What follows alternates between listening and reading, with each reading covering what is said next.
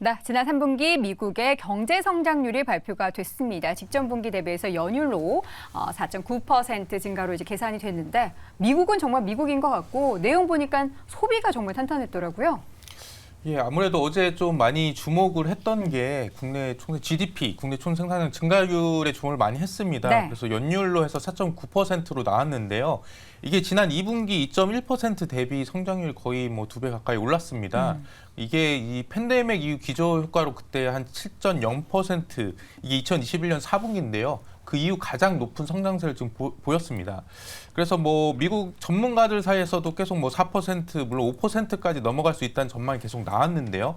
그래서 월스트리트 저널이 집계한 4.7% 대비도 좀 높은 0.2% 높은 수치가 나왔습니다. 근데 이게 기존 상반기에 나왔던 전망과 달리 좀 예상 밖의 결과인데요. 그러니까 미국 경제가 올해 1분기, 2분기 때는 2%대 좀 성장률을 보였습니다. 근데 이제 급격한 금리 인상이 이렇게 올라가면서 다들 하반기에는 좀 낮아질 거다라는 얘기가 나왔는데 오히려 이 금리가 올라가고 이런 상황에서도 불구하고 소비자 지출이랑 또 기업 투자가 오히려 좀 잘 되고 있는 상황입니다.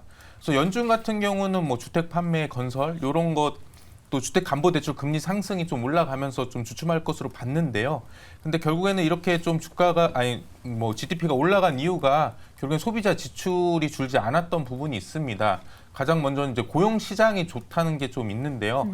지금 실업률이 지금 4%를 넘지 않고 있는 상황입니다. 이렇게 일자리가 많으니까 소비가 좀 줄지 않고 있고요. 네. 그래서 고용 시장의 수급이 계속 있는 상황이고 여기에 또 여름 휴가철을 맞아서 좀 소비 지출이 계속 이어졌습니다. 그래서 뭐 비욘세 순회공원이나 이런 미 대중문화에 관한 이벤트가 좀 소비를 이끌었고요. 그러니까요. 예, 그리고 또 뭐 좀 이유가 되는 게 좀 미국 정부의 대대적인 재정 지출도 좀 원인으로 삼고 있습니다. 이렇게 정부가 돈을 쓰면서 그 돈이 이제 민간으로 좀 흘러 들어가게 되고 이게 GDP 성장에 좀 힘을 보탰다는 건데요. 실제 이제 뭐 바이든 대통령이 친환경 산업을 지원하고 있고 뭐 제조업을 또 미국으로 유치하기 위해서 보조금도 좀 지출하고 있는 상황이 있으면서 이런 게 좀 영향을 미쳤고 또 최근에는 우크라이나 전쟁 때문에 군사 지원을 하면서 그런 또 무기에 대한 지출 뭐 이런 것들이 아마 GDP 성장률을 끌어올린 게 아닌가 또 이런 내용이 나오고 있습니다. 네네. 네. 전체적으로 보면은 그 말씀해 주셨던 비욘세뿐만 아니라 테일러 스위프트인가요? 네. 그분의 네네. 콘서트로 벌어들인 수익이 전 듣고 깜짝 놀랐습니다. 1조라고 합니다. 남은 돈이 1조입니다. 남은 돈이, 그러니까 네. 순수하게 남은 돈이 1조. 네. 제가 콘서트를 하면 10,000원이나 남을 수 있을까요? 저는 적자죠. 적자죠. 자, 그래서 어제 4.9% 요거 성적을 네. 나왔는데 시장에서는 오히려 미국 시장을 끌어내린 어떻게 보면 원인이 됐어요. 긴축에 대한 얘기가 더 나오잖아요. 경기 이렇게 튼튼하면 우리 긴축 더 해도 되네. 이런 분위기가 지금 형성이 된 거죠. 근데 어제는 되게 좀 애매한 게 왜냐 그러면은 어제 그래서 긴축에 대한 뭐 이슈가 있었다라고 하면은 이게 그저 고금리로 더 간다, 금리가 더 올라간다라고 하면서 오히려 채권금리가 오를 수도 있었습니다. 떨어졌어요. 하지만 네, 어제 채권금리는 GDP를 확인한 이후에 훅 떨어지는 모습을 보였습니다. 이게 그래서 해석하기에 따라서 좀 다른데 뭐 어떤 분들은 이렇게도 해석을 하고 또 특히 뱅크 오브 아메리카에서는 이런 보고서가 나왔어요. 네. 3분기는 우리 좋을 거 알지 않았냐? 4분기 안 좋다. 이런 얘기를 하면서 오히려 4분기를 바라본다 그러면은 경기 침체가 더 빠르게 온다. 왜 그렇게 얘기하냐 그러면은 실제로 애틀란타 연은에서 집계하는 GDP 나우에서는 이제 3분기 이 GDP에 대해서 5.4%를 예상하고 있었습니다. 말 그대로 5% 중반대가 나올 거다라고 예상하고 있었는데 지금 어제 나온 데이터는 4% 후반대 5%를 못 찍었다라는 거예요. 이런 부분에서 오히려 채권 시장이 이 정도면은 현재 채권 금리가 5% 정도니까 매수가 좀 들어왔다라고도 볼 수 있을 것 같고요. 네. 그런 어제 옐런 재무장관도 나와서 이런 발언을 했습니다.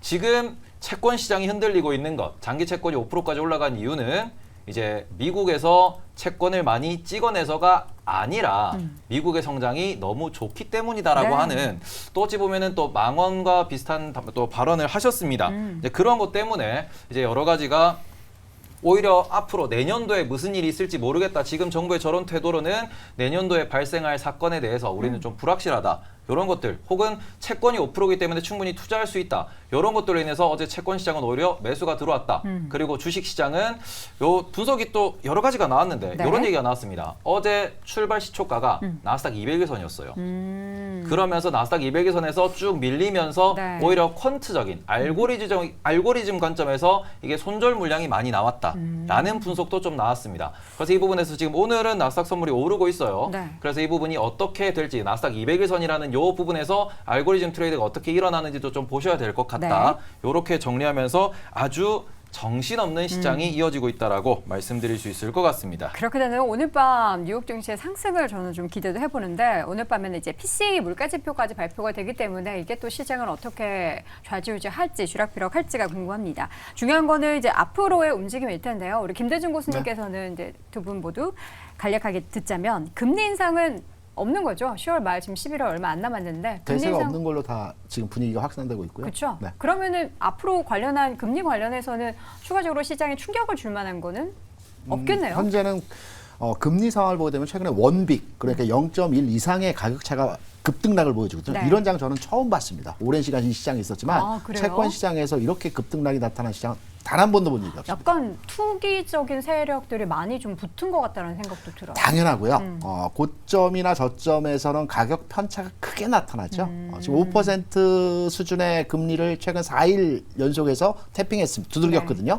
그렇다면 이게 고점일지 저점일지 모르겠지만 가격의 흐름의 최근 상황에서 움직임을 보게 되면 저점보다는 고점일 가능성이 높다라는 측면에서의 접근이 가능하고요. 제가 하나 더 말씀을 드리면 경제 성장률에 대한 오늘 장에서의 모든 시황에서 이슈가 되고 있습니다. 네. 지난 2020년도 상황하에서 전 세계에서 증시가 가장 강했던 증시가 우리나라 증시입니다. 이때 우리나라 증시가 OECD 국가 중에서 경제 하락률이 가장 작았거든요. 마이너스 1% 성장이었습니다. 그리고 그 다음에 21년도에 주시장에서 가장 강했던 국가가 미국입니다. 네. 미국이 예상했던 경제 성장률이 3%였는데 3% 후반을 기록했거든요. 그리고 지난해 그 주시장이 가장 좋았던 국가는 유럽입니다. 네. 유럽 소비가 늘어나면서 성장률이 가장 좋았죠. 올해는 일본입니다. 일본의 경제 성장률 올해 2.2%를 예상을 하고 있습니다. 네. 경기가 가장 좋다라는 거죠. 우리 경기 올해 1.4% 수준을 예상을 하고 있습니다. 물론 전체 뉴스에서는 부정적으로 얘기를 하고 있는데 저는 상당히 긍정적으로 보는 체크 포인트도 몇 가지 있습니다. 1.4% 수준에서의 경제 성장률이라고 한다면 4분기에 0.9% 성장이 나타나게 되면 1.4% 수준을 도달을 합니다. 네. 이번에 나온 데이터를 보게 되면 산업 그러니까 건설 쪽하고 수출 데이터는 굉장히 좋습니다. 그런데 소비가 위축돼서 성장률이 0.6밖에 안 나왔거든요. 이 부분은 하반기에 개선될 여지의 상황이 있는 거고 네. 내년으로 넘어가면 이 부분이 상쇄되는 상황의 흐름들이 진행이 될 것 같습니다. 네. 그래서 시장 경제 그리고 전체 흐름에 대해서 너무 부정적으로 관측하는 기사들, 시황들이 나오는데 거기에 대해서 너무 동의될 필요 없다. 시장은 분위기거든요. 소비가 살아나는 분위기가 형성된다라고 한다면 네. 전체 주시장도 살아날 가능성이 굉장히 높다는 측면으로 해석을 하고 있습니다. 알겠습니다. 마지막으로 김종현 교수님, 오늘 발표되는 PC 중요합니까? 중요도는 많이 떨어졌죠. 이제 우리가 좀 주목해봐야 될 거 오늘 4.9라는 숫자가 지속될 수 있는 숫자도 아니고. 그쵸. 그다음에 또 하나 미국에 만약에 경기가 둔화되기 시작한다면 뭐 좀 가파르게 둔화될 것인가 정도를 살펴봐야 되는 것이지. 뭐 지금 구간에서 그 4.9라는 숫자를 너무 의미를 부여할 필요는 없을 것 같고 PC도 예상을 뭐 뛰어넘는 전혀 예상하지 못했던 숫자가 찍히지 않는 이상 시장에 미치는 영향은 이제는 줄어들었다라고 봐야 될 것 같습니다. 네. 자, 이렇게 해서 마지막 주제 함께 확인해 봤습니다. 다시 한번 의견 정리해 보죠.